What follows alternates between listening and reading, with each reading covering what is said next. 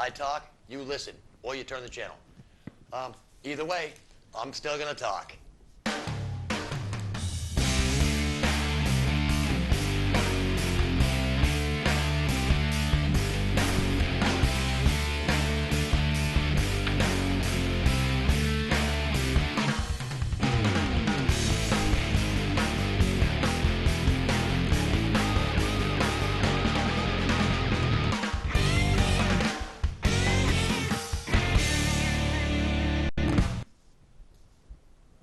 Welcome to Unfiltered.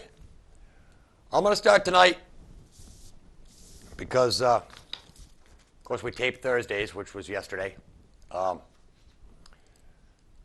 mom woke me up at 5:45 in the morning because a neighbor's house had caught on fire. And I have to say that I stood out there, the fire department came, 2 shifts of fire departments. And I know that because I asked one of the firemen if the stations were empty, if they were using every available person they had, and he said no, it was 2 shifts, and there was 1 shift left at the station. But what a fantastic job they did, and I just tip of the hat to the Keene Fire Department, and everybody. The American Red Cross has already gotten involved. Tragedy. No human lives were lost, but 2 dogs lost their life, Bichons. And to the people that owned the trailer, these dogs were just like their kids. And it's an awful sad thing to have to go through. And it's just as sad now that I'm not going to be able to do anything in the house without Mom freaking out now because it was so close to home.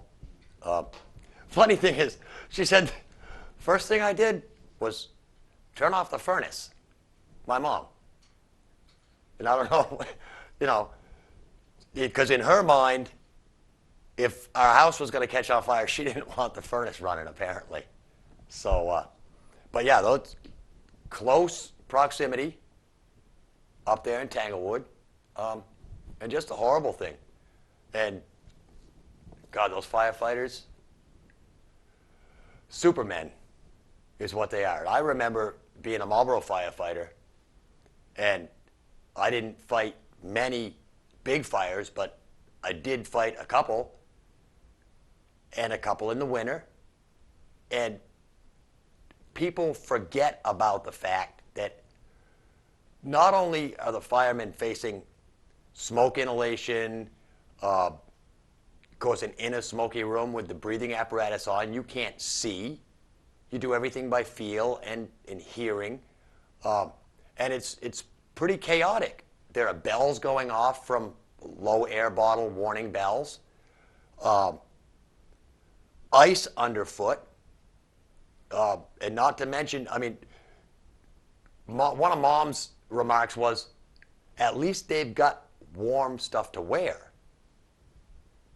Which is, I mean, bunker gear is fairly warm until your boots fill with water, your gloves soak right through, and you can't just say, oh, my gloves are wet, I'll be back in 10 minutes. I got to go get more gloves.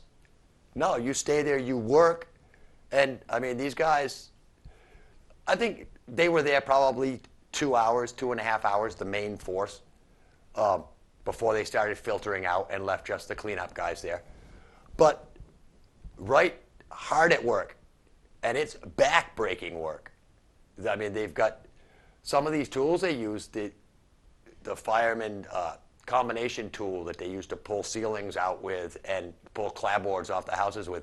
Those things weigh 10, 15 pounds anyway. All steel, so you don't just reach down and grab one barehanded like it was yesterday morning, because your hand will probably stick to it. But they did a fantastic job, and I want to send out my condolences to Benny and Sheila, I believe his significant other's name is, and Brenda. Brenda's actually a fan of the show. She watches all the time. But she was getting ready for work, and I was so happy when I got outside the house to see her out in the back. But she was, the only thing on her mind was the dogs. And it's very sad. All right, let me get a little bit more upbeat now. There was a show on History Channel this week that premiered, I believe, Sunday night or Monday night, called Life Without People. And it did leave the fact open that how did the people disappear? Because it just basically removed people from the earth, left the supermarket stores stocked, the fruits and vegetable aisles stocked, and everything in the house just as it was left. What a fantastic show. They went from one day after people are gone right up through, I think they pushed it to 10,000 years after. And within 1,000 years, pretty much all traces of humanity are gone. And the world is flourishing and doing real well without us. The man-made structure that would last the longest, they said, would be the Hoover Dam, they think, because of the amount of concrete. And the Great Wall of China would be around for a while. The pyramid and Sphinx would be around long enough to be covered by the desert sands. But a lot of the man-made structures, the bridges, suspension bridges, would last, I think they said, between 100 and 500 years, or 100 and 300 years would be the major collapsing, with all the buildings would come down, and the buildings that didn't come down, the earth would reclaim, grow vegetation on and in. They said high-rises in places like New York would become their own ecosystems. So, I mean, really interesting show. And it just goes to prove how insignificant we are in the whole great scheme of things, but how significant we are as far as all the man-made stuff goes. They said power plant, most power would be out within 2 days, except for the Southwest and like Las Vegas, powered by Hoover Dam. And they said Hoover Dam could virtually run for 2 to 5 years without any human interaction. It would keep running and generating power until either the reservoir dried up, or the big problem they think would be the mollusks that usually get cleaned out. And it was all our entire purpose is maintenance. And that's what it is. It's maintenance of these bridges, or else they will collapse. It's maintenance of the buildings, or else they will fall down. And I want to say, was it Black Island, Maine? I think it was Black Island, Maine, where they went up, and it was a community that's been abandoned for like 50 years. And you can actually see just exactly how nature will reclaim everything. But anyway, it's, wow, the lights are bright in here today.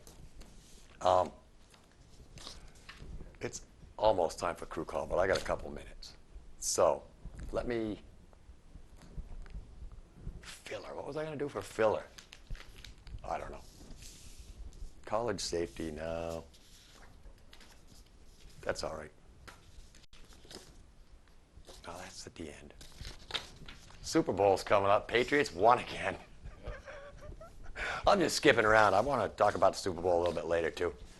Actually, in crew call, we're going to talk a little bit about Patriots in the Super Bowl. But 18-0 as it stands right now. Yep. Unbeatable. Yep. Almost a perfect season. One more game, perfect season. The last time that happened, 1976, Tampa Bay Buccaneers finished a perfect 0-14. They went to the other end of the perfection scale. Yeah. But I don't know. It's maybe a great thing. But, I mean, it's definitely what we have. This will be the fourth time we've been to the Super Bowl. Yep. In 5 years. Yep. And if we win, it'll be the third time we've won in 5 years, right? Fourth. Oh, it will be the fourth. And 4 wins is a dynasty, right? 3 wins is a dynasty. Oh, 3 wins. Okay, so dynasty. Yep. Dynasty. Patriots dynasty. Something nice. Unbelievable, huh? And the Red Sox are... We got a Celtics dynasty. Yeah. Celtics lost last night, though, right? Yeah. Or Wednesday night. Yeah, but they've won 15 Oh, okay. Before, so they already are a dynasty. All right. Yeah, I get it. Yeah. I've got a lot of great stuff for later on. I've got a story about a bunch of stuff about the border.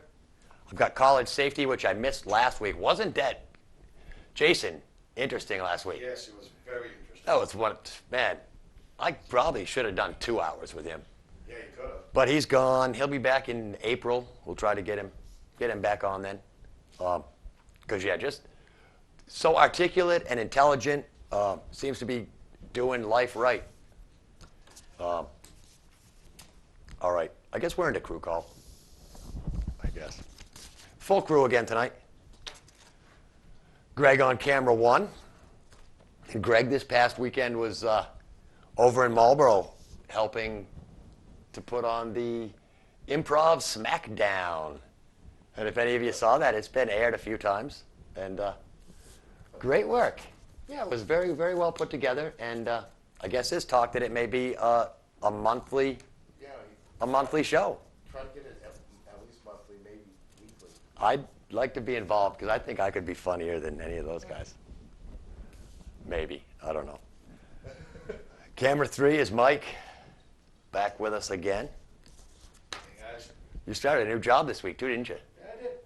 Working project guy for the college? Yep, feels good to be back to work again. Cleaning, doing floor stripping, waxing, and Waxing, carpets, that oh, type of stuff. that's a prideful job too. Because when you get done waxing the floor and you can step back and look and go, oh yeah, Unless somebody walks on it. that's unless somebody walks on it. Oh. But you know, yeah, I remember when I used to do floors. It was a great feeling. And like I said, Patriots, Yeah. 2 weeks Super Bowl, right? Yeah, against the Giants. Yep. Eli Manning and the Giants down in Arizona. Yeah, warm weather, Arizona. Yeah. Man, I don't know if that's a good thing or a bad thing. I always thought they should have for the team that had the best record, that's what they should have the Super Bowl. Have a home field thing. Imagine what a madhouse it would be to get tickets, though. You know? Madhouse to get tickets now. Yeah, but only the real dedicated get tickets. Yep. So, oh well. In the booth, Bruce and Andrea. How's it going out there, Rick? Not bad, Bruce. How are you? Tired, frustrated. Yeah. It's been a rough week at work, but It's been you've been getting out a little bit earlier than the past few weeks, yeah, though. the machine hasn't been running for crap, so we haven't been pushing hard. We've been getting out after 8 or 9 hours a day, so it's been short days this week, but frustrating. So you know the secret. Anytime you want to get out, you just break the machine. I'd like to get it running before we break it. But, I mean, it's just the gremlins and the bugs are abundant in this thing. It's a brand new machine, so we're still finding a lot of problems. But man, frustration. So Yeah, I know how that is. When me and Mike got here before you and Andrea came tonight, of course, we had all the cameras set up and I was turning stuff on in the booth. We had no program monitor. right. So I'm looking at wires, I'm looking underneath the control desk, and finally I called Lee. I said, Lee, I got no program monitor. What's the first thing I should do? He said, turn the DVD recorder on. Yep. We found that out a couple of times because I've gone frantic and Andrea has finally had to say, just calm down. We just got to turn this on. It's awful, yeah, and it's the simple thing, you know. But I'm going from, you know, the video mixer to the other video mixer, looking for the outs and the. Troubleshoot everything. Oh my God! Turn the DVD recorder on. That. Yeah. Yeah. Like at home, man. Exactly. And We're looking forward to race season kicking off here right after the Super Bowl. We've got the following week is a Bud Shootout and qualifying and all that good stuff. So yes, and Andrea has a little bit of news, doesn't got she? some important information. So. Yeah. It's funny because when I was pulling out all my cards and stuff out of my briefcase, I came across that night before Christmas, NASCAR themed night before Christmas that you dug up just after the Christmas episode. I found it just So, afterwards. yeah, well, next Christmas that'll be top dog. That was cute, though. It was way cute. Well, one of the things, I think we have a new, well, actually, there's two things. I think we have a new player in our pool, and that would be Dan, my number 2 son, and because he loves Clint Boyer. All But right. I was telling Bruce tonight, I also thought that we ought to make Tony root for Dale Jarrett, because that would give the rest of us a chance. Tony's not invited this year. I couldn't believe that little skunk. Oh, Nobody. Jeff Gordon and Jimmy Johnson will not be in our pool this year. they shouldn't be. No. Because they're past champions or Exactly. something. Yeah. Now, anyways, real quickly, I did want to give you a real quick update on some of the changes that were made. First of all, the fuel size for all three of the series are going to be the same. They're going to run the same upgraded fuel cell, and that's basically for safety. Now, other than that, I don't understand much about fuel cells. It's probably just all the same size and features. The other thing, one of the other things, now there's a half a dozen of them. I'm only going to give you a few. They have a revision to pit road that normally when you go into the pits, you can only run through 3 pit boxes to get to your pit. Now you can also only push your vehicle only 3 to start it. Used to be you could push the living daylights out All of the that way thing up down, and yeah. down, and, you know, now you cannot. Wow. 3 is it. The other thing is qualifying procedures are going to be all the go or go home people. They are going to qualify all at the end. Anybody that's locked in will they are locked in to where their qualifying is going to be, is in, for the Sprint Cup is going to be in the top 35, and for the other 2, the top 30 are locked in. So those will be in. Go or go homers at the end of the field. Now, the Cup and the Nationwide Series are going to do theirs at, they're going to start at Daytona. The Cup Series is going to start at California. The other thing, last but not least, is all the fines. Whenever these guys decide they're going to try to cheat a little and they get fined, all of the fines, instead of at the end of the year accumulating and going back to some of the top running drivers, that's not going to happen. All the fines are going to go to the NASCAR charities. Oh, good. So it's going to be really profitable for them. It's going to be a nice thing. Yeah. Anyways, that's kind of it for right now, and I'll see what I can drag off the net for between now and next week. Well, thank you, Andrea. But we're getting closer. Yes, we are. All right. Yes, we'll we see are. you later. And of course, Bruce told me, you know, I had to take that Sunday off from work for the Daytona 500. And I've had, for the last couple of days, I've had drivers coming in telling me they want Super Bowl Sunday off. And I said, look, no request for Super Bowl Sunday. Plain and simple. Don't ask for the day off, because what if the players decided they wanted the day off?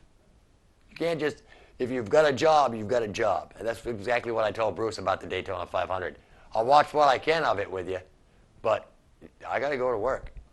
You know, when there's big games, there's races, when people are getting drunk, I make a lot of money.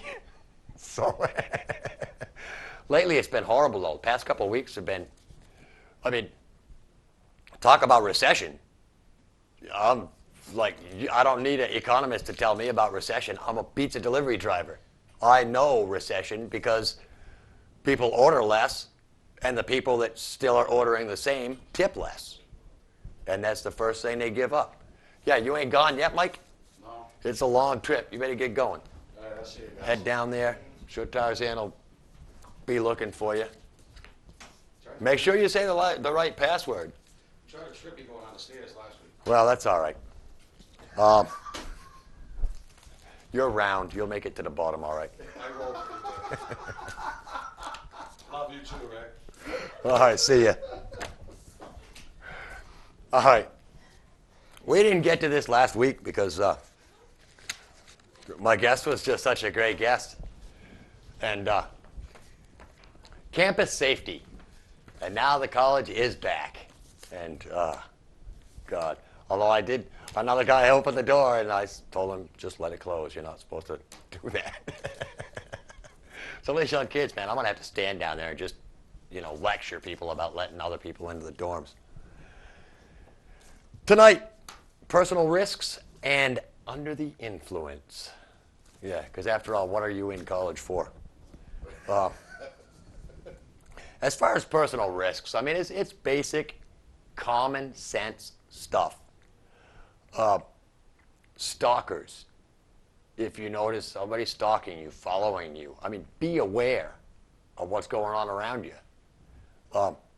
Let somebody in public safety know a restraining order or some other action may be taken.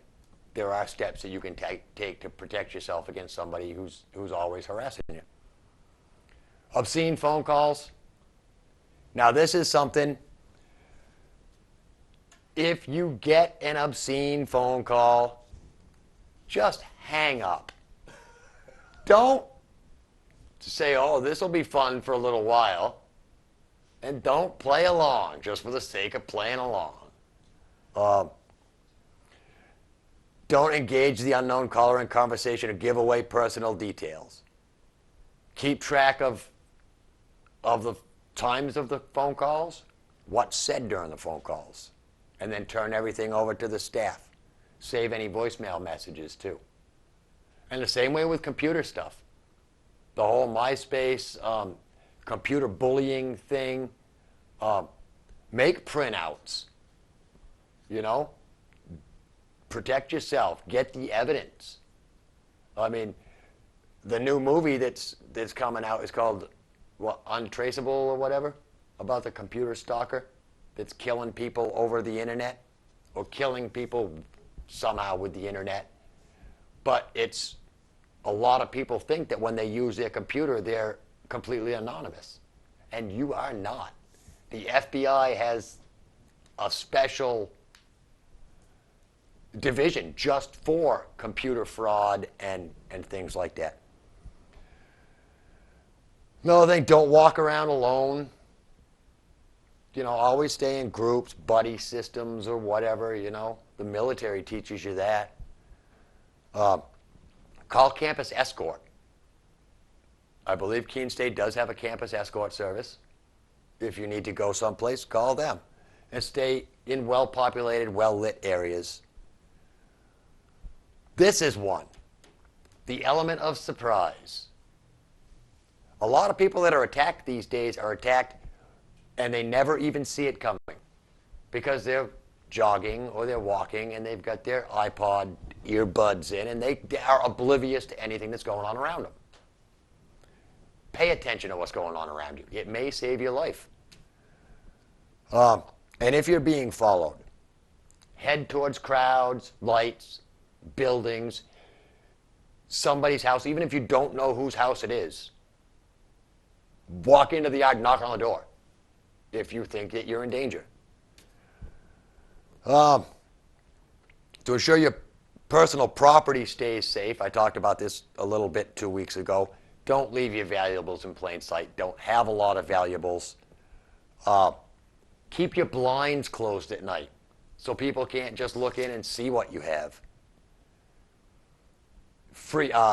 Take advantage of a free engraving program for your big ticket items. Have them engraved with the serial numbers or identifying marks. And this one, I never thought of this, but it says to write your name along the binding of each one of your books on the same page of every book. So pick a page number, write your name up along the binding in every book. That way, if your books are stolen, you can say, my name is on page 45 of every book I own. And that's a good plan. That's a good plan. Sexual assault, it happens, especially in colleges. Don't be alone with someone you just met. Say no and mean it, and clearly communicate that you're meaning what you say. And this is the biggest one. Don't get too drunk or stoned that you don't know what you're doing. Always keep your head about yourself. Trust your instincts. There are drugs, date rape drugs, GHB, rohypnol, and ketamine. Odorless, tasteless, somebody can slip them in your drink, you'll never know it. So don't leave your drinks unattended. Don't take drinks from people that you don't know. And never drink from common sources, such as punch bowls and things like that. I mean, that was one of the big things when I was partying hard, is we'd do the old jungle punch, you know, with the 20-gallon trash barrel and every damn kind of liquor you can find, and a can of Hawaiian Punch. Yeah, no, it was pretty much just, you know, we didn't need date rape drugs back then. You just put so much liquor in there that one glass will kill you. But anyway, watch out for that. Impaired driving is another one that gets college kids. If you're going to drink, and this... Hey, Rick, can I add 2 things to that personal safety? Yes. One thing, if you are walking along and you happen to be by yourself, carrying a whistle and just keep blasting the living bejesus out of it. A rape whistle. Yes. Pepper spray. That will draw somebody's attention. The Yeah. other thing is, if you think that somebody has slipped something into your drink, go and have yourself tested immediately. Don't just say, well, I don't know for sure. Just do it. Right. Better to find out that nothing is there Exactly. and it's your imagination than to find out later that you were wrong. Right. Oh, yeah. If you ever find out, Yeah, exactly. If. you know. But yeah, and impaired driving, and Keene is actually set up fairly well as far as the college and the bars, because a lot of the bars, most of the bars that the college people frequent are very close to the college. Easy walking distance. So there's no need to drive. And if you're under the influence and an emergency does occur, your response time is going to be slowed. And if a friend gets injured, are you going to be able to, you know, have your wits about you enough to get them help? And don't try to reason with people that are under the influence. It doesn't work. What else do they have? Club drugs, which a lot of people, I mean, the old designer drugs, the Special K, the, what was it, ecstasy, all that stuff. I mean, granted, there's not a lot of tests been done on a lot of this stuff. For one thing, Special K is friggin' animal tranquilizer. That's what that is. They use it in veterinary offices. And you're going to put it into your body.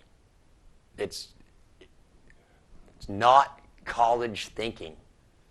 If you're doing that kind of stuff, you probably don't belong in college because you're too stupid to be in college. So, anyway, that's about it on the campus stuff.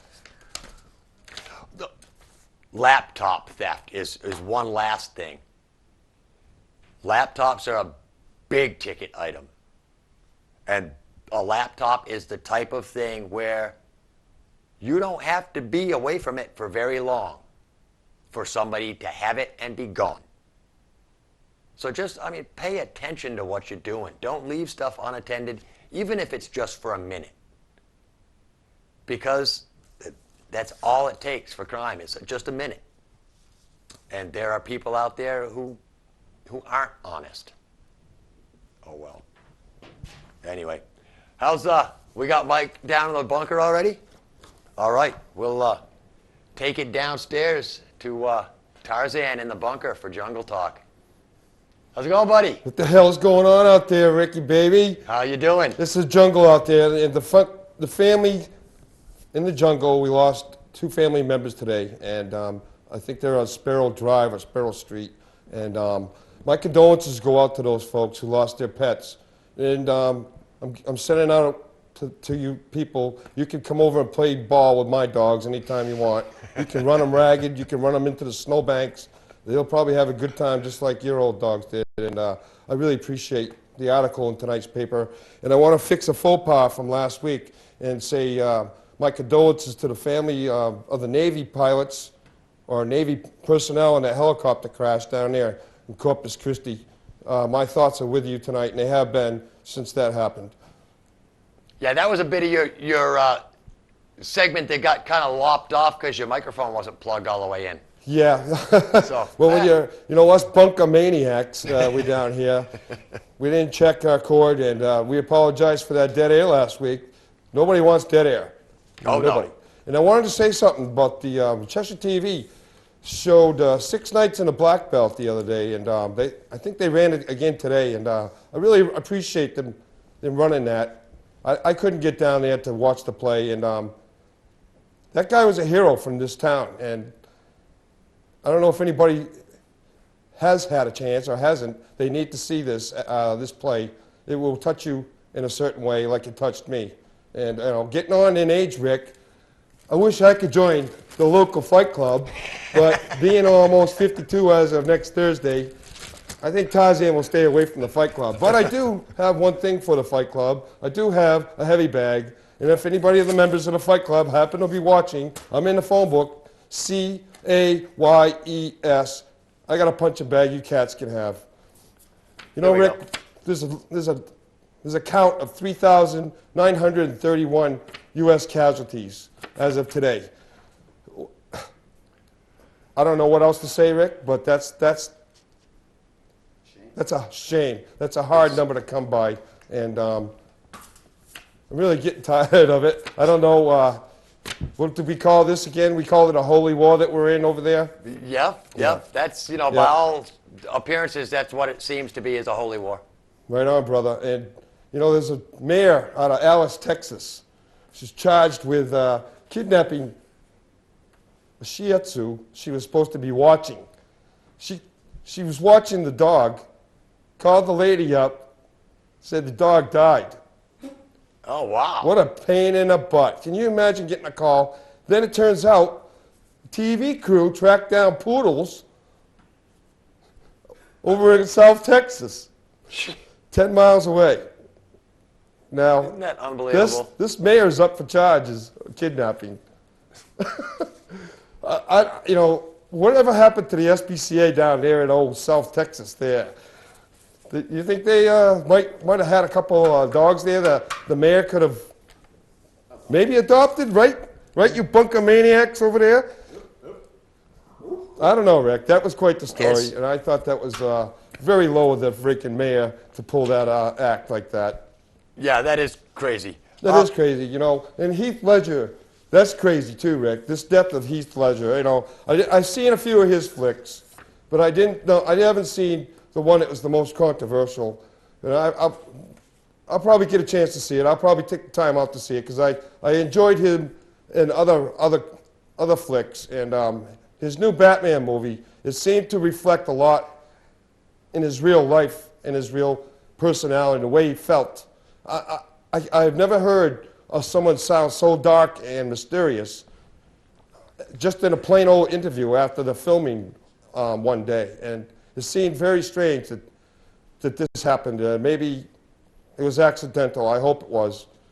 Well, the evening talk radio has been just nuts the last couple of nights for this whole story. And there was, somebody said at first there were sleeping pills strewn around the room.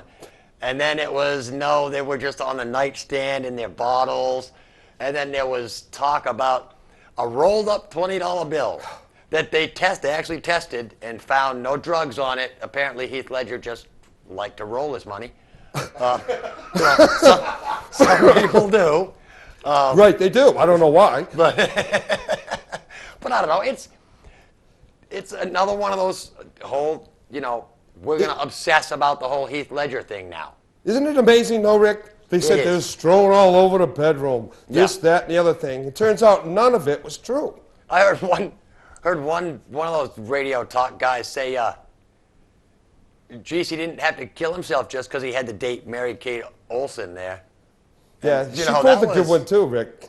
That was a horrible thing to say, you know? Yeah, and not, But and for her not to call 911 right off the masseuse, and to call the Olsen twin. oh yeah, yeah, What the? yeah. Is this Hollywood trying to clean up something before the actual cops get there? Geez, I think so. And I don't know if it ever came to light yet whether he was just subletting the apartment, whether they were boyfriend and girlfriend, or what the whole deal was. Right, So, that still hasn't been.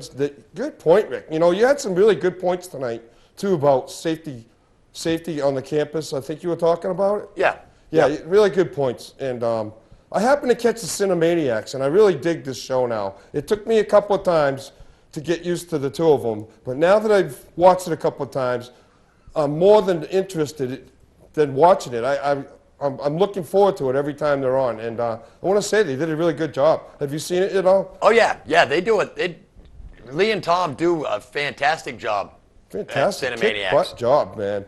Yeah, Excellent job. but I mean that's their passion That's is movies. So you know, and they speak very well. They do a really good job, and yeah, their graphics are great, and how they pull it all off is beyond me. they're professionals. That's what it takes, I guess. We're mere amateurs compared to them. You know, once I have enough time in this business, the same amount of time as Lee, hopefully I'll be, you know, just like Lee. Well, Just what are we like up to Lee. now? 67 episodes with Unfiltered? This is 65, brother. 65. Yeah, yeah. 65. So we're Except- getting there. Yeah, you're getting there, Rick, and you guys have done a heck of a job in the community by bringing us regular folks shows that we might not be able to get down to or see. And I really appreciate it. I think with that, Tarzan's going to go grab a coffee. I'm out of here. See you, buddy. Yeah, man, 3,900 and something. Unbelievable. And it's funny because I was watching the Daily Show the other night, and they were talking about Iceland pulling its troop out of the coalition. Apparently, they sent one girl. I don't know, you know. Now, granted, I didn't see the story, the actual story, and I mean, John Daly's just, you know, at least some of it is, he's basing, I think, what he says on fact. But yeah, he went on about this, the fact that Iceland sent one person. And that was their major play into the coalition. We'll send you one girl. She can, I don't know, fetch coffee or something. Yeah, that was bad, wasn't it? All right. This is something else that's bad. And I really do hate to keep harping on the border issues that we've got, but it is getting way out of hand. Watching Glenn Beck again. And I think Glenn's made this his major push, is let's take care of the borders. Apparently this week, there was another border guard killed in Yuma, Arizona, who was chasing after a suspected car full of drugs. And he was in the midst of laying down a spike strip to stop this automobile when the car barreled through and just ran him over and didn't stop. So our condolences go out to his family and all the families. The Ramos and Compion still in jail while their families are fighting to survive without their fathers and husbands because they did their job. Here's another one. I was over visiting Tarzan, and of course one of Tarzan's TVs is always on a news channel, watching the ticker. Said that somebody had blown a hole in the border fence, I believe in Texas or Arizona, somewhere down there where they've built like 18 miles of the fence. Somebody blasted it with a cannon from the Mexican side. To me, that is an act of invasion. And why we don't do anything about it. Meanwhile, Attacks on border agents has increased from 752 in 2006 to 987 in 2007. We've just told everybody, go ahead, attack our border guards. We won't do anything to you. And they're doing it in ever increasing numbers. And it's sad. That's our border difficulties. Meanwhile, where's my story? Because this, I picked up USA Today the other day. It wasn't today, but. Front page story about Canada. Canada toughens border interviews. Guess what? A lot less Americans are getting into Canada than used to because they're turning us away for minor criminal offenses. Because of the criminal database, they're finding out about 15-year-old DUI convictions and turning people, not letting people into their country. Imagine that. We can't go into another country, but we turn a blind eye to the Mexicans coming across our border. And what do? What did I have? It said there's more questions being asked at the point of entry is what it boils down to. Says in Canada, Americans took nearly 44 million trips in 2000, and in 2006, fewer than 29 million made trips into Canada. That's almost a 50% loss, you know? And it says it's an absolute case, and indiscretion can be anything from a DUI to when you were 18 and scalped tickets to a Red Wings game. Yeah. Canadian Consulate General's offices says almost all convictions can bar you from entry, and improved sharing of criminal databases have made it easier for Canadian border agents to identify Americans with a criminal past. See, unlike America, Canada wants to know who is in their country and why they're in their country. Canada will probably never have a major terrorist attack because they know who's in the country. They're not just turning around and going, okay, you people, you know, we don't care if you come across. It's, what else does it say here?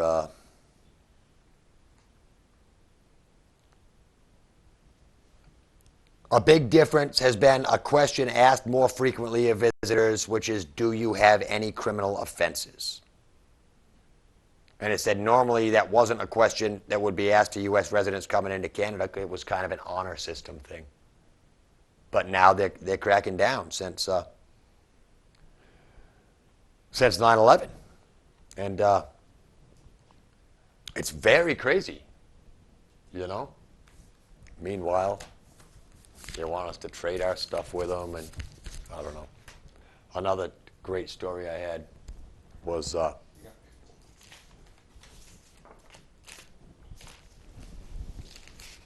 is that it?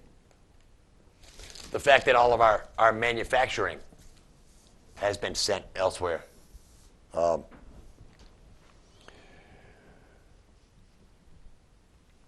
Where does it say, millions of jobs making everything from textiles to steel have moved to powerhouses such as China. In recent years, precision manufacturing still remains a crucial niche in the United States, and one that's overworked and chronically understaffed. It says nationally, 1 in 4 businesses has a vacancy it can't fill, according to a survey by the National Federation of Independent Businesses. We could make more GDP if we could find some hands to do it. It's gross something product, I believe. Gross domestic product. Good thinking, Mike. But it says that too few young people are considering manufacturing careers. Nobody wants to make things with their hands anymore. You know, there's no, you know, I mean, in order to find, plain and simple, if you're in America and you're a craftsman, an actual craftsman, you're probably 70 years old. Because there are very few young people that make stuff with their hands these days. All right. 15 minutes? All right. I won't do that one. It's another one that makes me, I was going to do this one that makes me look like a bigoted anti-immigration person. That's the editorial that letter wrote, Andrea, that you emailed me about what if I break into your house. Yeah. I'll get to that next week. But, and I want people to know, I'm not against immigration. Legal immigration. Legal immigration. I'm against illegal immigration. My ancestors were immigrants. I'm pretty sure of that.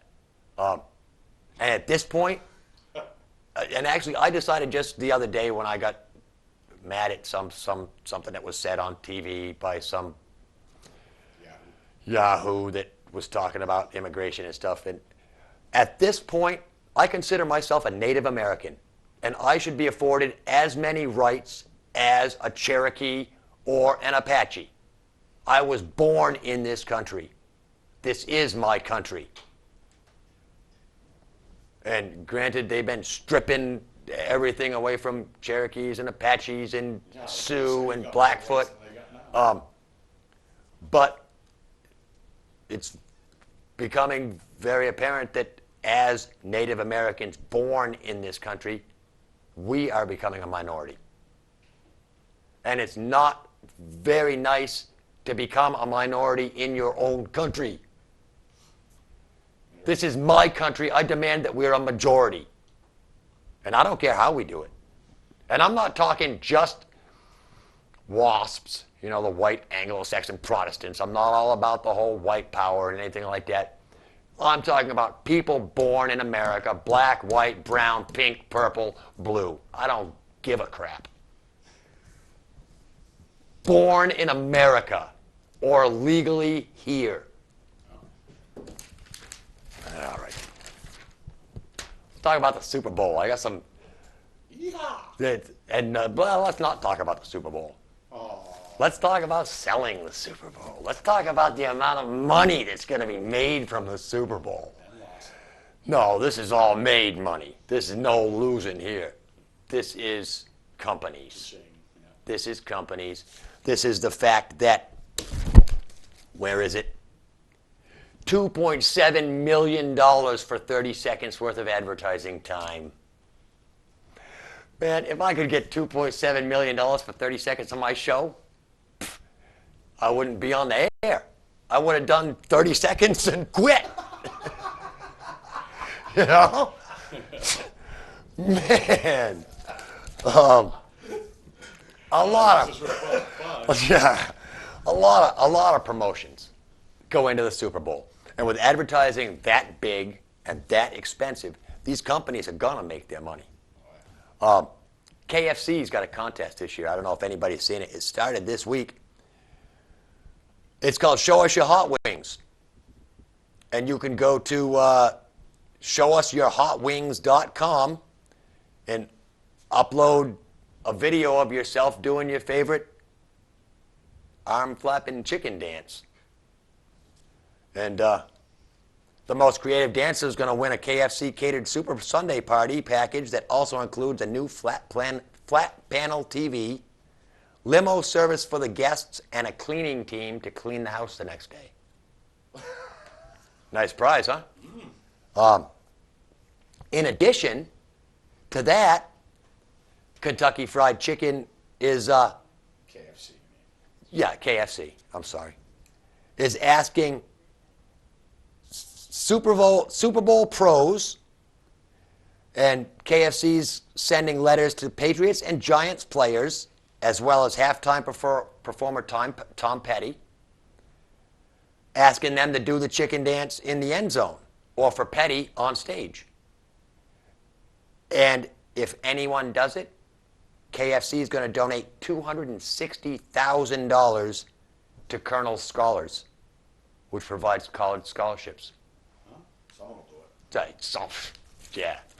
And that's a huge amount of money. Yeah. $260,000, that must be at least a 2-year education at one of the best colleges. I don't know. But that's Kentucky Fried Chicken's doing. Coors Light's doing a contest with they're asking you to upload a video plea that tells why you deserve tickets to the big game. Doritos is doing a jingle, original songs, and you submit your song to their contest, and the winning song will air as a 60-second music video during the Super Bowl. Canon did a picture thing, shooting pictures of for shots of youth football games. And I don't know if this is a winner or if Greg can get a shot of that. But there's one of the pictures that was submitted. The two young toss that lost the coin toss. Yeah. Auto companies, more big auto ads. Audi, Toyota, General Motors, Hyundai, and Cars.com all have in-game ads. Toyota's got a pair of 30-second ads. A second quarter Toyota Corolla ad will feature a humorous product demonstration, and a fourth quarter Sequoia ad will be emotional and family focused. Yeah. Audi's got an ad for its $109,000 RX or R8 luxury car. They steal a scene from The Godfather. And that's slated to run in the first quarter. GM, General Motors, has a 60-second ad that will promote a GM hybrid vehicle, but it hasn't decided which brand. And a spokesperson said Chevy will have a heavy presence with pre-game ads, and Cadillac will run post-game ads. Cars.com has 2 Super Bowl spots that show car purchases going smoothly because the buyer went to Cars.com for research, and local cars for sale ads from dealers and private parties. And the ads also end with a funny plan B the buyer had in mind if things went sour. Who's the greatest advertiser of all Super Bowls? Anheuser-Busch. Anheuser-Busch, and it's slated for some more great ones. I like the one with the sheep. They're back as the game's biggest advertiser. They bought 4 minutes of ad time, which is a minute less than last year. But they renewed through 2012 the deal to have the game's only beer ads. Wow. Yeah. Oh, that's huge money. Because Fox expects more than 90 million viewers to watch the Super Bowl.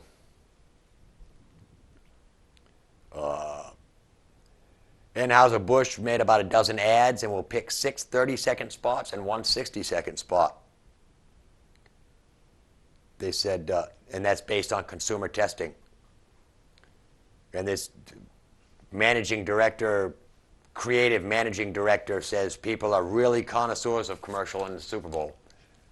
And it says people are willing to dismiss a bad commercial in an average show, but that same commercial will be vilified at the Super Bowl. That's why you watch the Super Bowl. Anheuser-Busch's systems produced a streak of 9 winners of U.S. Today's exclusive Super Bowl ad meter real-time consumer testing. So they're like top dog. This year, several ads were shot with Will Ferrell in character from his movie Semi-Pro, which is due out the end of February. Bud Light's ads will still aim for humor, but will incorporate a message about taste and ingredients. A heart-tugging Budweiser ad with the Clydesdale horses will show a Dalmatian helping Thunder get in shape after the horse gets cut from the beer wagon team. Yeah, doesn't that sound cute? This is one of the highest spots ever, the highest rated spots ever in our preliminary research, said Bob Latchkey, Anheuser-Busch's creative chief.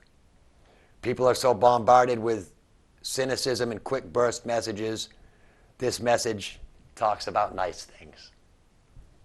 So yeah, and they always, Anheuser-Busch always has an ad. Was it last year or the year before where they had the little horse, the little donkey in the harness? Yeah. And the wagon slowly starts moving, and as it clears the edge of the barn, you saw all the other horses back pushing it. Yeah. It was so cute. Anyway, I'm down. Just 2 minutes? All right. Let me give you a couple, seeing how Super Tuesday is coming up, let me give you a couple things about presidents. No president has ever been an only child. We've never had a president from the Air Force or the Marine Corps. George Washington had to borrow money to make it to his own inauguration. What are some other good ones? John Quincy Adams had a pet alligator that he kept in the East Room of the White House. Yeah. Andrew Jackson was the only president that believed the world was flat.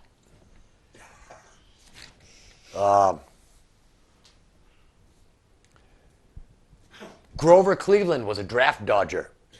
He hired someone to enter the service in his place, for which he was ridiculed by his political opponent, James G. Blaine. It was soon discovered, however, that Blaine had done the same thing himself. Theodore Roosevelt wrote 37 books. 1 minute. It's another good one. All right, we'll get to some more of them next week. 1 minute left. Monday night on Channel 8, Choices at 8 o'clock. I'm not sure who Tracy's guest is.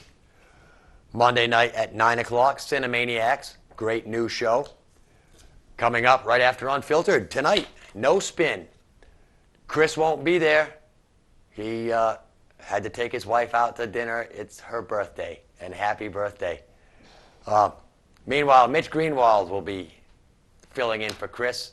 Randy told me he's not sure about guests, but it'll be probably another city councilor, and they'll be talking about city stuff.